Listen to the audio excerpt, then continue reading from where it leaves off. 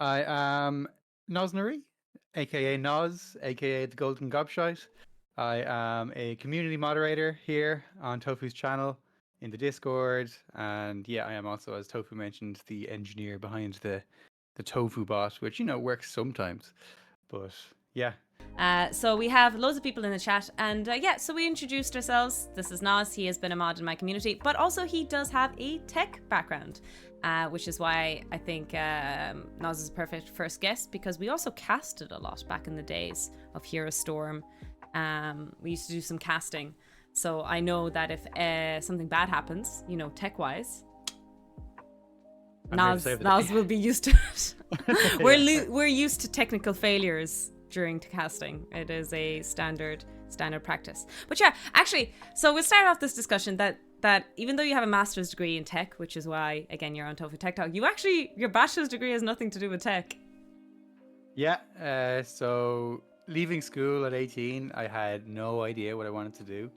Um, my initial plan was that I was going to do maths and history, and Spanish, because you do three subjects with the arts degree in first year.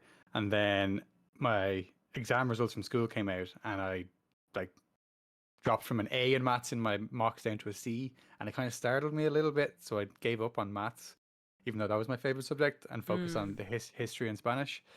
So yeah, ended up getting a history degree for my undergrad. And while I was coming towards the end of my degree, kind of realized that, there aren't too many jobs out there for a history graduate. So Imagine that. I know, right?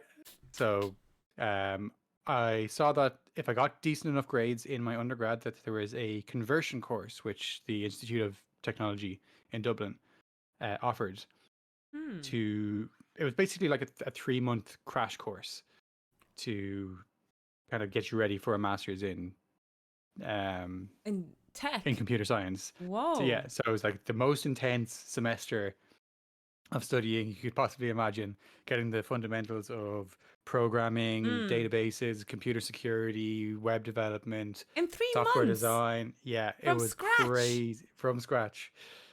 Um, but yeah, I worked my ass off and I Damn. managed to pass that.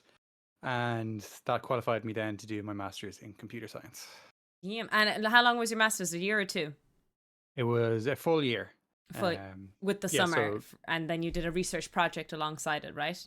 it was weird the way they do it in DIT. We actually skipped the summer, and then I did my dissertation from September up until January, which was such a pain because it meant that my dissertation was due on the 3rd of January, so it completely ruined my No Christmas, Christmas. completely ruined my New Year's. But yeah, I did manage to just about get it over the line.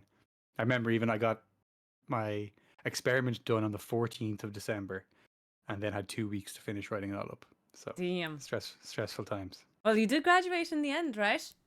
I certainly did. I got a first for the dissertation, which meant that I finished with a 2-1 overall. Not bad. Not bad at all. And so your research was like a original piece of research during your master's, right? You had to do like a little defense. Did you have to do a Yes, presentation as well? The whole process. whole process. Yeah. So I think it was a panel of like 3 or 4 computer science experts, I suppose, Mm. from around Dublin who came in, and I had to put together a slide deck and present my thesis to them. And yeah, they were pretty impressed. There was even actually one of the reviewers was speaking at a conference a few about 2 months further down the line, and he actually tried to get me to condense my paper down to like 10 or 15 pages and get it published at this conference. But as I mentioned, I just come off the back of 3.5 months, and I just missed my Christmas and I just missed my New Year's, and I would have had like a week to condense this 115-page dissertation down to 10 or 15 pages, and So I you don't have decided a against it. publication, unfortunately. You had the I don't. chance. I had the Aw. chance, but I gave it up. Aw. That's so sad. Not an officially published Noznaree. Not quite, but I still have the actual dissertation itself.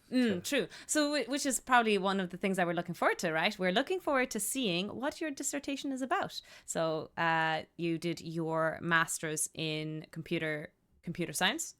That's the title of your master's?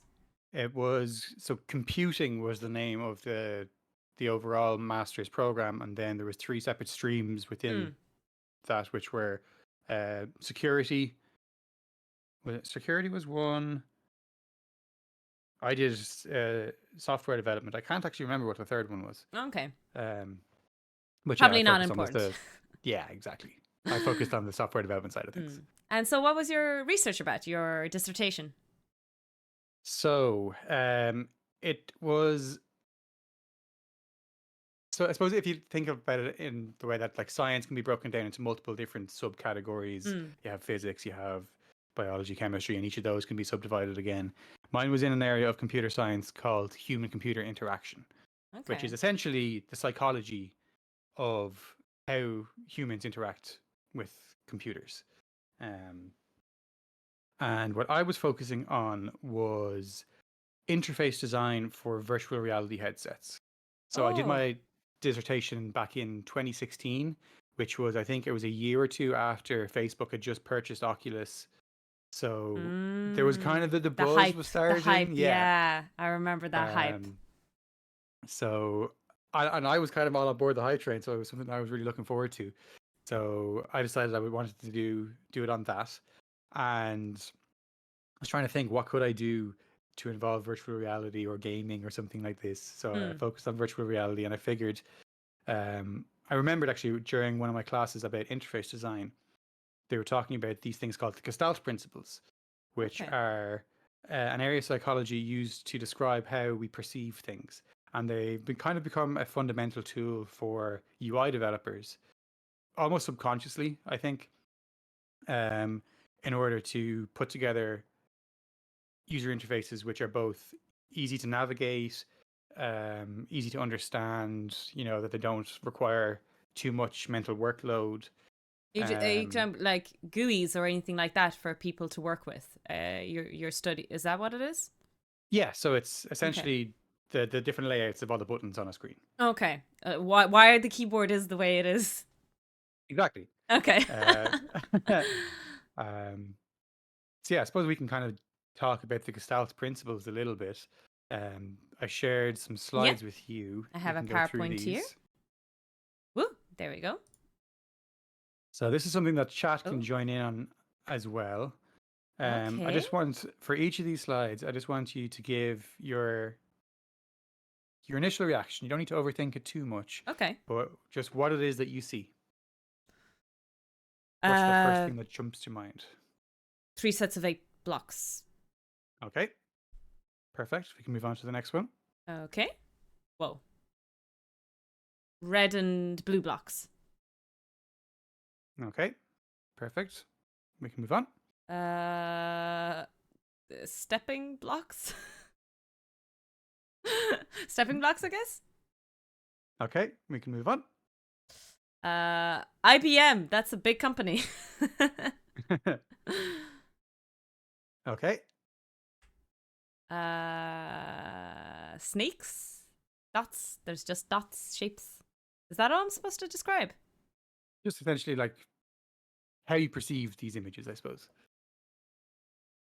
They're shapes. Okay, we can Set move in on. a snaky shape. Blank page for me. There should be a video, I think, embedded in this one. I can.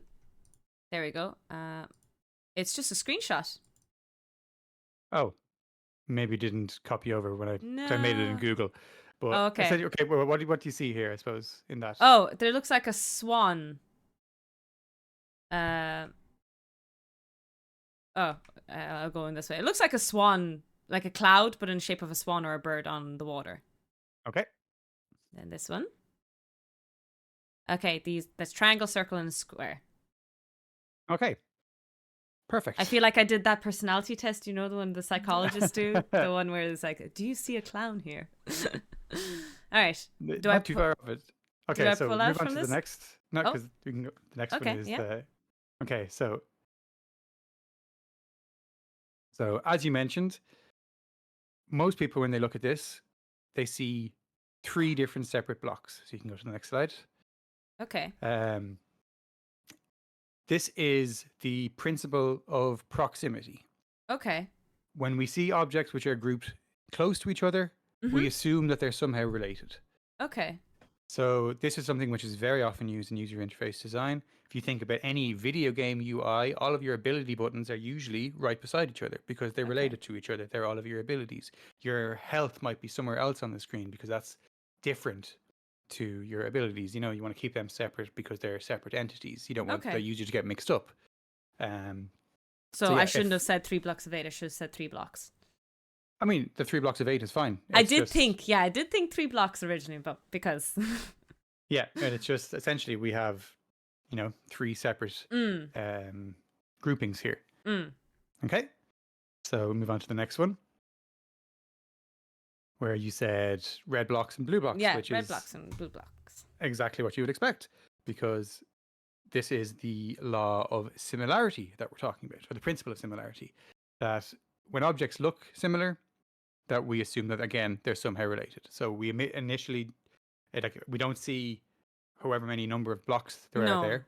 We see the blue blocks and the red blocks. Yeah. I could have had them all be the same color, but there be squares and triangles. And again, our brains will immediately distinguish them that, the squares are all together, the triangles are all together. Okay. So this, again, it's used to let the user know when things are the same and when things are different. So the perfect example of this is a lot of websites will have a navigation bar at the top, which all of the different pages on the website will be the same color, except the one that you're clicked into will be highlighted a different color. Because that one's you want to distinguish it, so you use color to do it. You could also use a different shape. That's not really used too primarily. You do see it sometimes where, especially in older websites, where they would have it like a circle around your active tab.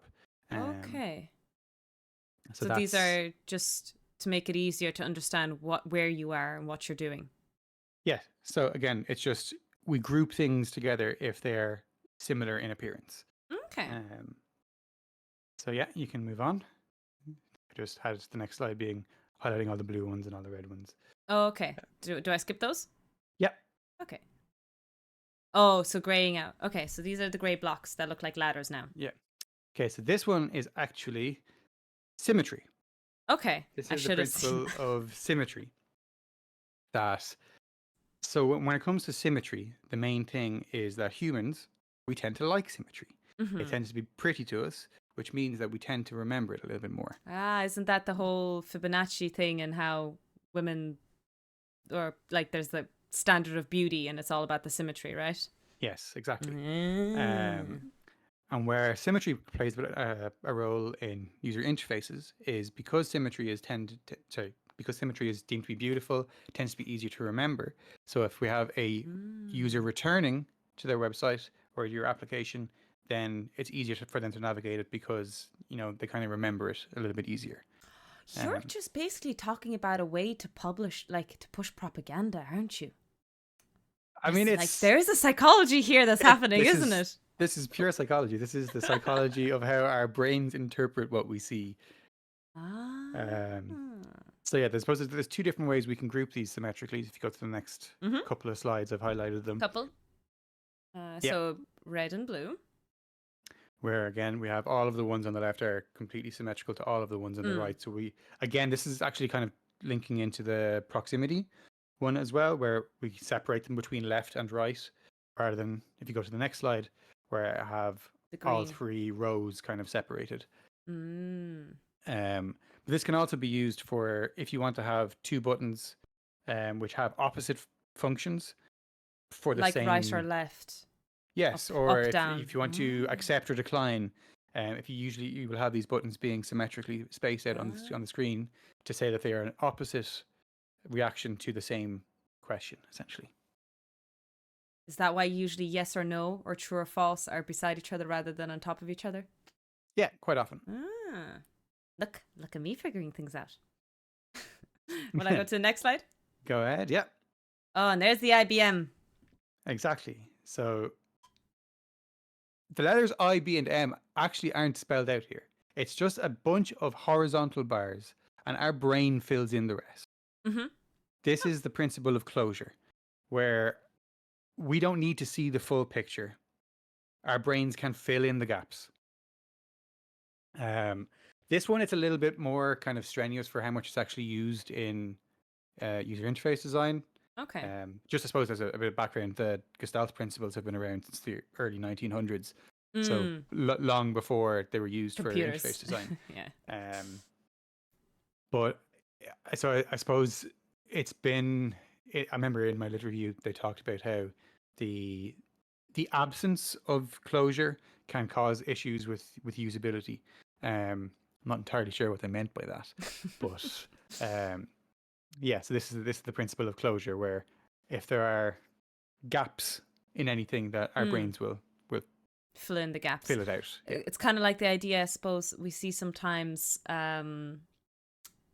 purposely letters will be jumbled up, but as long as the first letter and the last letter are the correct letters of the word, your mind fills in what the word is supposed to be. I wonder if that's similar. Yeah, I guess it's our brains working the same way, essentially. All right. Would I go to the next slide? Yep, go ahead. Oh, that's a weird snake. I didn't know what to say about this, man. Okay, so this one is the principle of continuity. So I saw, okay, so there's something here. I didn't put it into words, but what I actually saw was that even though they're different colors, I see one as a straight line and I see another line being the squiggle S through it, even though they're different colors. Exactly. So that's what I saw originally. That is it, in a nutshell, is that we can perceive straight lines, we can perceive these sort of natural curves, and our brains, again, they kind of fill in the gaps, so it's a little bit similar to the closure. But also it's kind of appealing to our brains to follow these curves. So a lot of the times what you'll see in interfaces is you might see parts of the screen, maybe like 5 images that are kind of in a curve coming from the top left of the screen down to the bottom right with something in the background. That it's just, our brains do tend to interpret these as being, again, related. Where if you have all of them in a straight line, we assume they're related. If you have them in a natural curve, we assume that they're in some way related as well. This is how physicists, force plots into data when there is clearly no line. But we're like, we're going to force a curve in there. Yeah. I see. It's all gone down to psychology. Will I go down to the next slide? Yeah, go for it. Oh, it's burbs. Lots of burbs. So in the video, which didn't work, it showed a flock of birds all moving together in the same direction. Oh, that looked like one giant bird. There was a huge flock of birds, which actually turned, again, it's a pretty incredible video actually, where the birds flying in a flock actually look like a bird, which is kind of crazy. I see. But this is essentially that normally if you look up and you see a flock of birds in the sky, that's what it is. You see a flock of birds. You don't see, oh, there's 1,000 birds. No, you think of it as one flock because they're moving together in the same direction. So this is the principle of common fate. Any objects which are moving together in tandem, we assume to be related, which, I mean, it kind of makes sense, especially when you take a natural example like this, because those birds are all related. They're part of the same group, so they are moving together. I see. This one hasn't, again, less, I suppose, tied to interfaces because generally speaking, most user interfaces don't have too many moving parts. But this was something I tried to explore a little bit more with virtual reality because you have that 3D space. Whereas, like, if you're looking around normally on a 2D screen, the UI is going to be static. But in a 3D space, does it make sense for the UI to move? So that was one of the things that I tried to explore with my paper. I see. Okay, so we can move on to the final one. Okay, which and is that's the principle of pragnance. Pragnance? Figure ground. Figure ground. Which, so yeah, as you rightly said, a triangle, a circle, and a square. We don't perceive this as being some weird shape with 4 sides on the bottom and 3 on the top. No, we see this as 3 different overlapping shapes, 3 simple shapes that we enjoy and we recognize. So yeah, if you go to the next slide, you'll Okay. see kind Last of one. them highlighted. Ah, look at that. That I we can didn't kind of fall for it. perceive Mwahaha. that we can perceive depth, I suppose, and it's a lot to Mm. do with just recognizing objects, simple objects generally. And this principle of figure ground is also, do you know the kind of you see it quite often, it's the picture where it's two faces on the side in black and then in the middle it's white, but if you look Okay. at it the other way around, then it's a vase in the middle. Do you know what I'm talking about? Oh, yeah. Not that specific image, but I think I know what images you're on about. Yes. Where essentially there's two ways to kind of view the same image. Yes, yes. The That's duck or the also rabbit. exactly, yeah. So that's also to do with figure ground, where we can kind of, Mm. by focusing on one aspect of it, you can essentially hide the rest of the interface, I which see. is again mostly just how most websites are laid out these days. Where the content is placed on the screen, a lot of it comes down to this pregnance or figure ground principle. Okay. See. Will we pull out from the PowerPoint some? Yeah, go on. So We get your beautiful face back. I hope chat didn't miss us too much. Thank you. That was really good PowerPoint presentation. I really like it. The fact that that wasn't a PowerPoint. You know what I mean? You just gave us some images and played tricks on our minds. It did feel a bit like the psychology test. You know, the one back in the 80s movies I used to see. You know. oh yeah, the Rorschach test. What is it called? The Rorschach test. Rorschach test. Yeah, I felt a little Yeah. bit like that. It was fun. It looked like chat had a lot of fun. Although I do see some people saying that they saw bubbas, so maybe they need therapy. Well, who doesn't? So yeah, but basically these principles have been widely used in interface design for 2D interfaces, like since the 90s, since graphical user interfaces or GUIs Mm. have been widespread in computing. So I wanted to see, can you apply these to three-dimensional spaces with virtual reality? So for my experiment, I got a lend of an Oculus Rift from my university, which was pretty Nice. sweet. Hashtag funding. Yeah. And yeah, I got to build out this program which I devised to test out whether or not these were applicable in 3D interfaces. So the experiment I ran, I had two tasks for the users, one of which was quite simple and one of which required a little bit more cognitive thought, I suppose. The first one was essentially they saw so for both of them it was a 9x9 grid. Sorry, not 9x9, 3x3 grid, where every cell in the grid was shaded a different color. Okay. And for the simpler task, they could literally just like tilt their head up. They would see the template, and then they just had a fill tool like in MS Paint, and they would go in and fill each square individually. And for the second one, they would see the image that they have to replicate, and then I think it was actually, rather than being different colors, it was different celebrities in each square. Please don't tell me you made them draw the celebrities. No. So they had to remember where each of the celebrities were in the grid. Okay. And they would have to go through a like a file system and find the exact copy where all of the celebrities were in the right place. So again, they had to basically retain information while trying to use the software, which was testing to see if you add extra cognitive complexity to the task, how does the user differentiate between the two different interfaces which I developed for this, one of which heavily was influenced by the use of the Gestalt principles and one which wasn't at all. So then I had a bunch of volunteers coming in. They were separated into two groups, one of whom would do the easy task on the Gestalt interface and the more difficult task on the non-Gestalt, and the other group would do it the other way around. They would fill out a survey at the beginning, and then after performing each task, they would fill out another survey on the system usability score, or SUS. Sussy. Very sussy. They also filled out another one for the task load index, which was to try and calculate the mental workload required. And then in the background, I had objective statistics being collected. So how long it took for each participant to complete their tasks, how many clicks they made, how many errors they made, the field of view that they occupied, a bunch of other kind of just, I suppose, objective statistics about their performance on each task.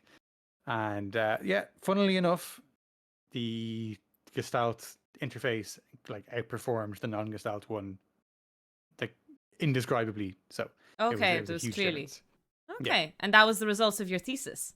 That was the results of my thesis. That seems like really good results. Why? And you'd think they'd still publish it after a few years, or does someone have to repeat it and something like that?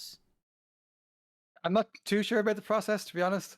But yeah, I guess maybe I should have tried to get it published.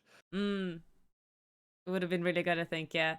How did you get the volunteers? Did you bribe with food and snacks, or what's the standard practice in universities to get volunteers for these kind of psychology experiments? So as I mentioned, this was kind of when VR was very, very new to market. And I told people, you get to use VR. And everyone was like, yeah, sure. Yeah, I'm happy. They expected video games, though, didn't they? I mean, whether or not they were disappointed doesn't matter. They came in Nice. and I got, I think, 30 participants over 2 days. I see. Okay, not 30. That's not bad. Not bad. I remember constantly getting emails about, oh, we need participants in this psychology and this sociology experiment. I don't think I ever... Yeah. Yeah, I didn't have the time for it. But that's pretty impressive that, you know, you got so many people who came in. If there is any chat that wants to ask questions in the next 2 minutes, please do write them now before we move on to the next topic. But yeah, that was really interesting. I really did like the PowerPoint, like I said. That was a really good explanation of the foundation. That's pretty much your literature review you were sharing with us, right? Exactly, yeah. Like the foundation of what you were doing. Yes, precisely. That was really good. And did you were these like images, are they your own or these literature review? We didn't steal them. It's literature review. We're not stealing content. I made some of them. I stole some of them. Oh, okay, mixed. Not bad, not bad. I'm still thinking about that snake one. It was a bit unfortunate because it registered in my brain what I was thinking. I just didn't know what to describe exactly. Yeah. So it was hard to. It was I hard. put for you on me the to spot in understand. fairness. I put you on the spot a bit too much. That's not too bad. I like the idea that I went into it blind as well, that you had asked me not to look at the PowerPoint so that, you know, I had the images fresh in my mind and I wasn't overthinking them too much. But yeah, if chat doesn't have any questions in the next about 30 seconds, chat, you have about 30 seconds. We will be moving on to probably very, very 2 different topics, which are just your topics of general interest. So before we just answer the questions, I will say that we're going to be talking about maglev trains and supersonic flight. Now, Noz isn't a physicist, so don't be asking like equations and like really, really intricate things. These are just like, in terms of general knowledge, he's a little bit more knowledgeable on this. I just nerd out about these. Yeah, exactly. He's more knowledgeable than the average person kind of thing. But Tarek actually has a question. How different was the survey result or user experience to the objective data? So you said it was massive, right? Yeah, so the user data and the objective data both tended to correlate, where the user felt like they were performing better when they objectively were. There were a couple of outliers. I think when people were doing the simple task the more difficult task on the Gestalt interface, where they felt like they were doing better than they actually were. But for the most part, Kruger effect was Dunning-Kruger effect, yeah. But yeah, for the most part, people tended to feel more comfortable with the interface that they were performing better on. It was interesting as well, actually. Just one thing to highlight was that there were a good few people. There was a couple of most of the people who were volunteering were gamers, but there were a couple of people who came in and they had never held an Xbox controller before, and you controlled everything through an Xbox controller. Man, that's tough. Not knowing the joysticks. Well, you don't need the joysticks, to be fair. Oh, okay. Because you move around with your head. Oh yeah, I didn't think of that. Like all they needed was A or B. So like the X or circle buttons on a PlayStation controller. They weren't kind of comfortable with that, and the two people who like they'd never held an Xbox controller before, they were the two who had the biggest difference in performing using the Gestalt interface versus using the non-Gestalt one. That's really So interesting. for users who are completely novice, it seems to be where Gestalt Works has the the best. most impact. That's interesting. It's very user friendly, as in it's very newbie friendly then. Yeah. That's really cool. Thanks, Derek, for the question. Appreciate it. All right. We shall be moving on. Which one do you want to start talking about first? Supersonic flight or maglev trains? I think Supersonic. Okay. It's so. Oh, go ahead. I was going to say, like, so what exactly? Like, supersonic flight is just traveling faster than the speed of light. Speed of sound. Sorry. So 300. Yeah. What's 380, 330 meters per second? What is it now? Something like that. Yeah, I don't remember now. Mach 1. That's what Mark 1 is it? Or Mach 1, yeah. Mach 1, because I remember that in Maverick. They reached Mach 10 in the new. I actually haven't seen it. Okay, spoilers, sorry. Anyways, go on. Yeah, I don't know. Like, ever since I have this I'd almost call it nostalgia for the Concorde. Even though like I was never anywhere near Concorde when they were running, it was discontinued when I was like 10 or 11. But I always just thought they were so cool when I was a kid. You know, I thought they looked amazing. Like you know, the delta wings and the droop snoot nose. Did you watch some movie or? They were just like, I don't know if it was just a kind of zeitgeist thing in the early 2000s or the late 90s where they were just kind of a cool thing. And I remember I actually had a model one for some reason. I think Dad was doing some job for British Airways or something. And it was one of my favorite toys. And then, yeah, I guess like 20 years passed. I didn't really think about Concorde that much. And then for the last 5 or 6 years, I've just kind of become really interested in it again. It's kind of become my Roman Empire, thinking about the Concorde. Thing you think about every day. Yeah. Because like it's such an incredible feat of human engineering and just went so terribly for reasons outside of their control, really. What do you mean by that? So the big things that held it back, first of all, the sonic boom is the big issue. It is a problem. Yeah. So when planes cross the speed of sound, there is the sonic boom, which when I was a kid, I always used to think that it was like a once-off thing, that, you know, they hit the speed of sound and then that's it. It makes a little explosion. But it actually, like, it's kind of like a ship leaving a wake behind it, where it leaves this constant trail of a sonic boom. And the sonic boom, you know, it would wake people up who are sleeping. It would cause damage to property on the ground, like could break glass. So it was made that supersonic flight is illegal above land. You can only do it over oceans. Which essentially meant that London to New York was the only viable route for the Concorde, or Paris to New York. Those were the two routes that were done, which significantly, obviously, hindered the business model. Because if you could get from, say, New York to LA, then suddenly it's a much more lucrative business. But because the routes were so limited, it meant that it was kind of economically unviable. Despite the fact that like London to New York is normally an 8-hour flight, and on Concorde it was down to about 3. So, like, it's a huge difference. But yeah, the sonic boom really held it back. Also, they were like ludicrously expensive to run. Getting a ticket for Concorde, I think you're looking at like 8 or 9 grand for this 3-hour flight. So it was very luxurious. It was very, you know, kind of elite business people were taking it. But I suppose in a modern day where, you know, there's Zoom calls and everything like this as well going on, rather than so many face-to-face meetings, the necessity for sonic boom or supersonic flight has taken a little bit of a hit. That being said, though, NASA have been working on reintroducing commercial supersonic flight. Okay, so we could take a trip to the States, so maybe soon. With Yeah, the in less than 3 hours probably. yeah. So yeah, they're working on. So they have two different projects, NASA, Okay. for bringing back supersonic flight. The first is just kind of identifying new routes. So since I suppose the death of the Concorde, a lot of East Asia has become much more of a powerhouse. Mm. So having maybe flights from LA to Shanghai or something like that becoming more economically viable, or Sydney to Hong Kong, or all of these sort of ones. But the more exciting one for me is they're actually working on a new type of aircraft. The one they're working on at the moment is called the X-59. Okay. And it's the most stunning looking aircraft you've ever seen in your life. It's one of those ones of, like, if you see stuff from the 50s, where they think of like the super futuristic looking. Lockheed. Yeah. So it's NASA and Lockheed Martin are doing it in Yes. conjunction with each other. It's just stunning looking. It looks like a rocket on the nose.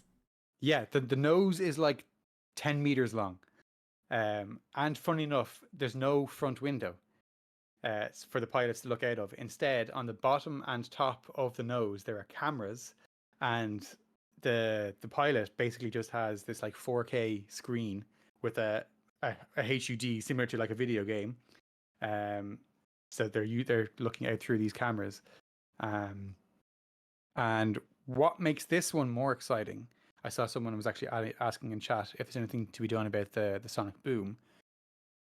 This aircraft pushes most of the shockwave from the sonic boom upwards rather than down towards the ground.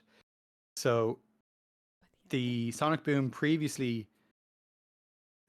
was like loud enough to wake people up, loud enough to like break glass. Whereas with the X-59, it's roughly about as loud if you're on the ground to a car door closing.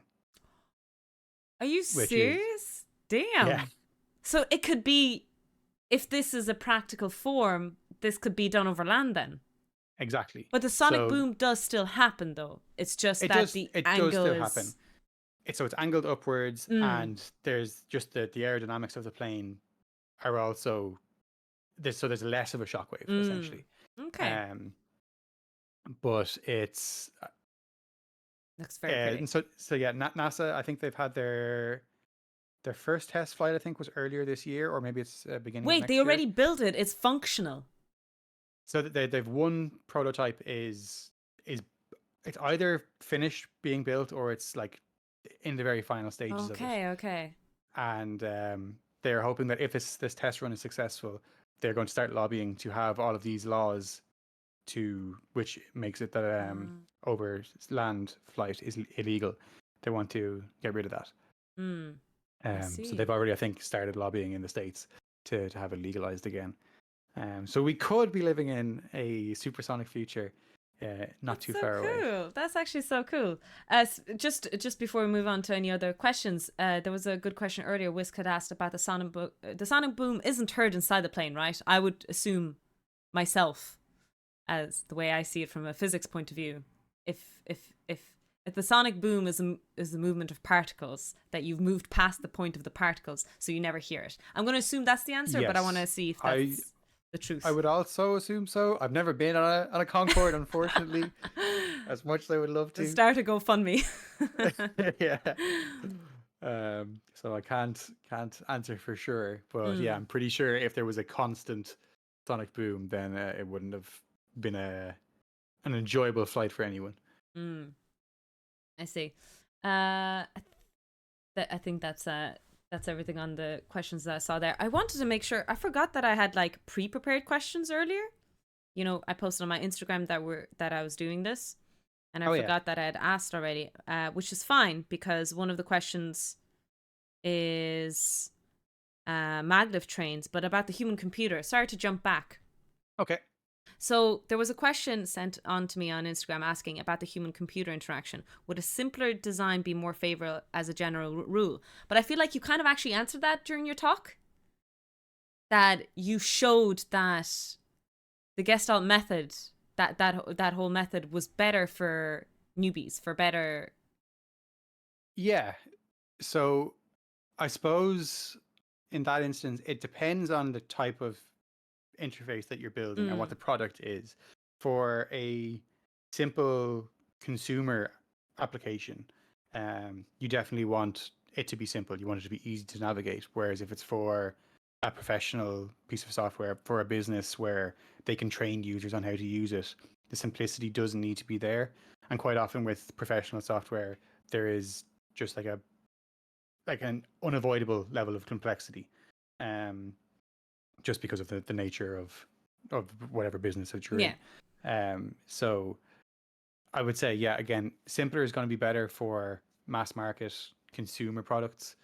But if you have the capability to make things more complex, then it's fine, I suppose. Okay, thanks. Sorry for jumping back and forth. I know it was disruptive, but I just thought that it would be better before we jump into maglev trains, basically. We have one more question, I think, just before we end. Do you know why they don't have a solution of making the boom go upwards when they were designing the Concorde? Didn't they have research yet, or maybe the right materials? You don't know much about why the Concorde had the design of the sonic, like the supersonic flight, the way it was?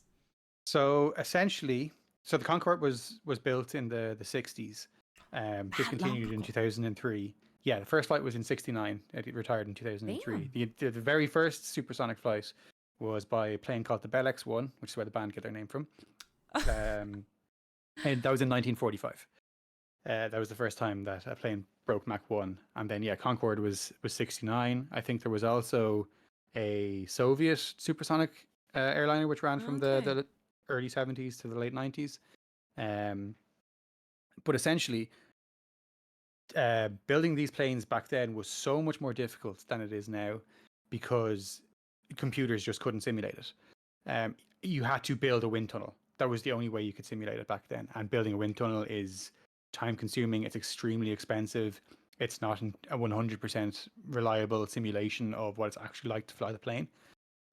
Whereas now, computers have become so powerful and so good at simulating these things, and that's why that's why NASA are able to build these new models to test sonic booms going upwards these days.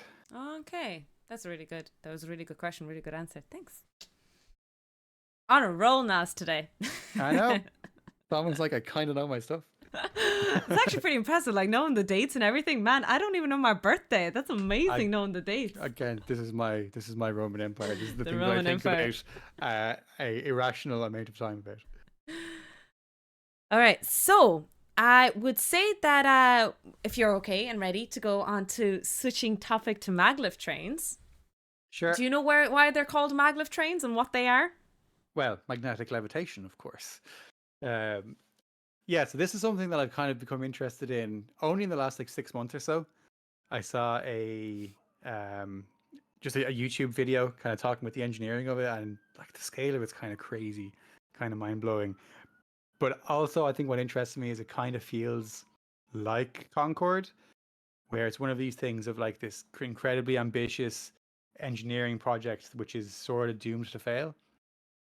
That it's one of these things that like I would love for it to take off, but it probably isn't economically feasible. But who knows? Maybe we could see a day where maglev is economically viable. But at the moment, the idea, the theory, how does it work? So magnetic levitation, right? Yeah. So there's two different sort of schools of or trains of thought, I suppose you could say. Trains of thought. Nice. The first one has been around since like the 60s or 70s. There's a few like airports which already actually technically have maglev. Okay. Where?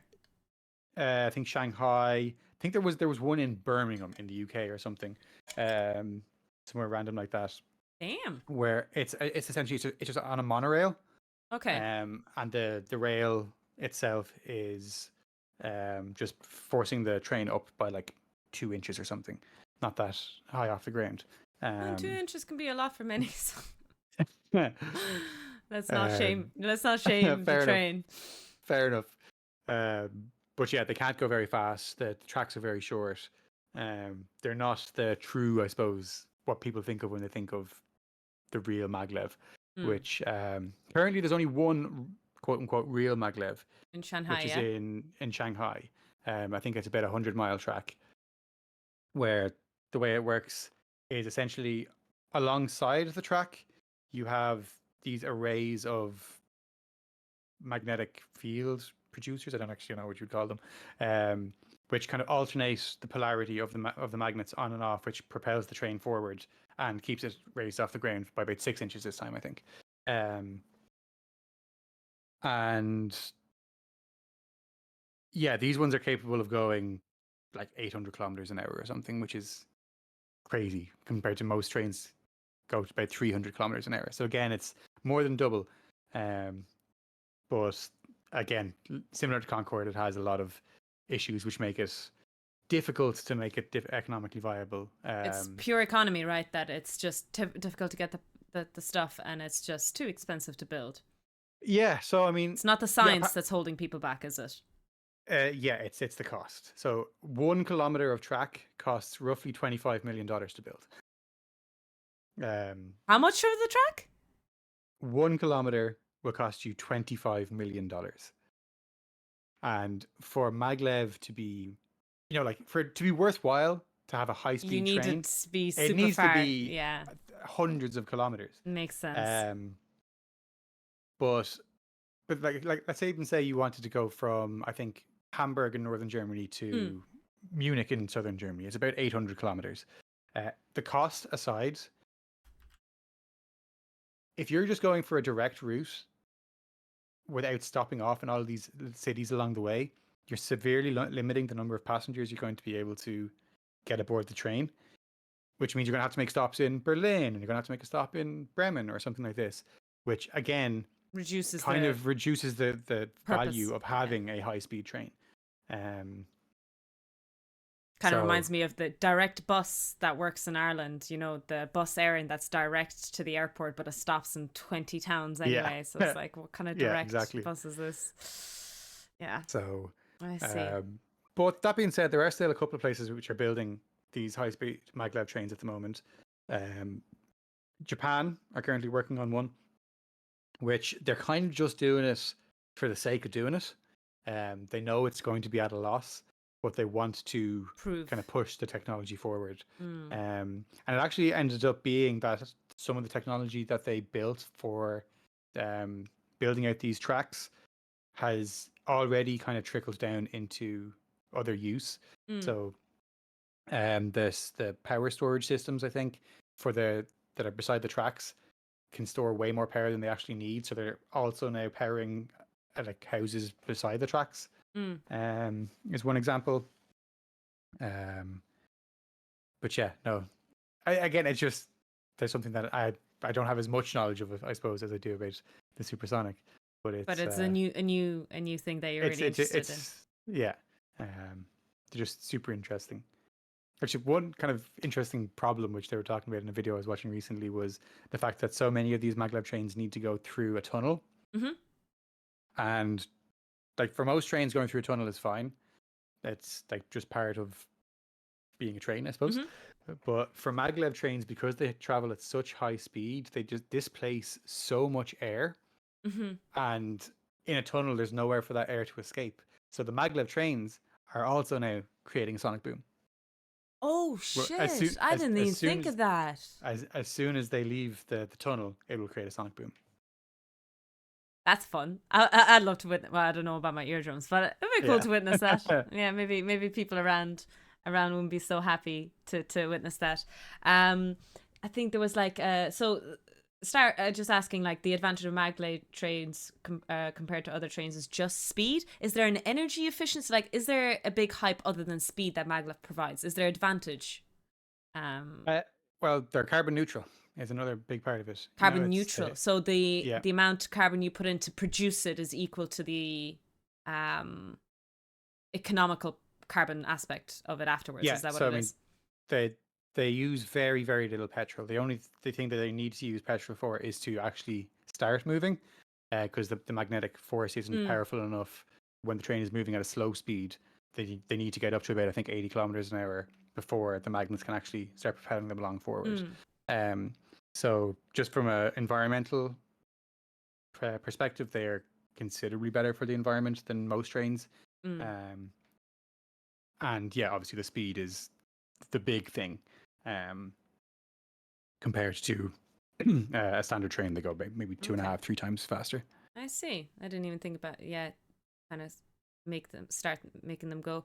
And then the official Instagram questions, pre-prepared questions, was the idea that maglev trains emit electromagnetic radiation during its movement. Isn't that the heating effect? I'm guessing we're talking about like do they get hot? Is there a danger? Do you know anything about that? Is there energy loss? I know this is going a bit physicky, but yeah. So it is something that was mentioned in one of the videos I watched. Actually, was that there is maybe a potential danger to passengers, because there's such a high magnetic field that if you maybe have a pacemaker, that it could disrupt your pacemaker. I didn't even think of that. Other small things your like this, phone? or your phone, exactly. Oh man, it could wipe your phone or your laptop or anything like this. Which, I think a lot of people who use trains, they do it going on business trips and things like this. So, yeah. So, I think the Japanese train, they do have some sort of magnetic shielding, but obviously that magnetic shielding means that there's less space for passengers. It also increases the cost. So there are a lot of challenges to make maglev economically viable. Like I said, I think it is going to be like Concorde 2.0, where it probably won't be economically viable, but I think there's still some companies out there who want to build them just because it's cool, which, I love when places do that. Just do it for the sake of doing it. Yeah. Yeah. No, I that's really interesting. I don't know personally too much about maglev trains or anything like that. Only recently I started to go into the physics of real trains, and I thought it was like the idea of how real trains work is really amazing as well.